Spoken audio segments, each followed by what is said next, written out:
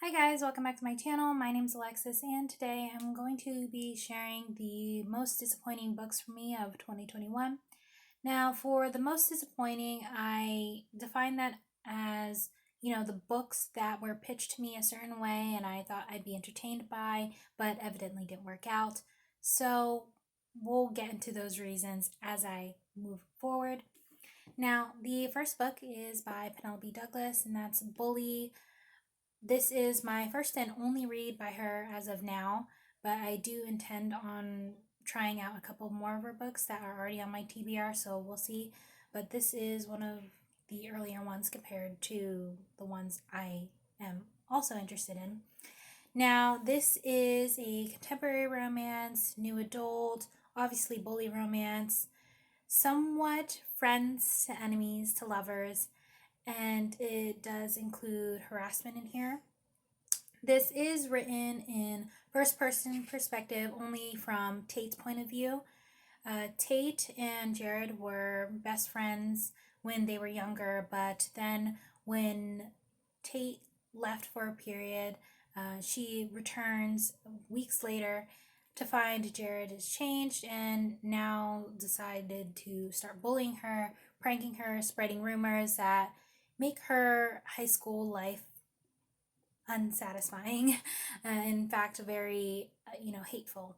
So when she decides to study abroad for their junior year and then returns senior year, she grows a backbone and starts standing up for herself against Jared. I couldn't really get behind them because I felt that the initial reason Jared decided to bully Tate wasn't fair considering their friendship and supposed trust that, how do you forgive that? But also, Tate, on her end, she could be a very strong heroine, but then there were moments when other female characters were involved and she would show catty jealousy by shaming them for their actions or how they dressed. Kind of the I'm not like other girls idea, and I don't particularly like that. So this was just, not something that was a fave. I did still give it 3 stars because it was okay, but it's not something I see myself reading again. So, the next story I'm going to be talking about is by Eloisa James, and that is Kiss Me, Annabelle. This does include a beautiful step back of Annabelle and Hughen. Now, I will say that my comments on this book may be partially my fault because this is the second book in the Essex Sisters series, but I didn't know it was part of a series, so I was reading it as is. I went in blind, my fault. But this is written in third person. It's a historical romance, somewhat arranged marriage, close proximity, traveling, all that good stuff. However, this follows Annabelle, whose intentions are to marry up so she doesn't have to experience poverty anymore. Uh, and because of that, Ewan was never in her sights. She assumes that he is poor because of things that she had heard. And Ewan, on his end, he is immediately taken with her because of her beauty and his attraction. But because of their initial meeting, he ends up arranging their marriage with her father. Because of this, her sister and a couple other people, I believe, they do end up following them and interfering. Because of that, I wasn't fully invested in the story. I felt the multiple perspectives were detracting from the main relationship. And Imogen, who is one of Annabelle's sisters, she was kind of annoying to me. So I have no interest in reading her story. She had some involvement subplot in here. It would focus on Annabelle and Hughen and then jump back into the carriage following them with Imogen. And because of that, with the side characters, I couldn't fully invest my time in this. I don't see myself being interested in the other books in the series either, despite the fact that I enjoyed most of her fairy tale romances and my American Duchess. I'm not sure about this series, but unless you know, further down the line, I might be peaked enough, but as of now, not really. The next one I'm going to be talking about is by Tessa Dare, and that's When a Scot Ties a Knot. This also includes the beautiful step back of her with Logan, her Scottish Highlander. So I will say the way that this was pitched to me is that if you liked or enjoyed P.S. I Love You, which is a YA romance and slash or the Netflix trilogy based on the same series of the same name, you would enjoy this because it follows Maddie, who chooses to be a spinster, but by doing so, she pretends that she is constantly writing letters to her Scottish man, Logan, and she addresses them, she sends them out, everything to make people believe that she is already spoken for, but then she pretends to fake his death and go into mourning. So people are understanding about that.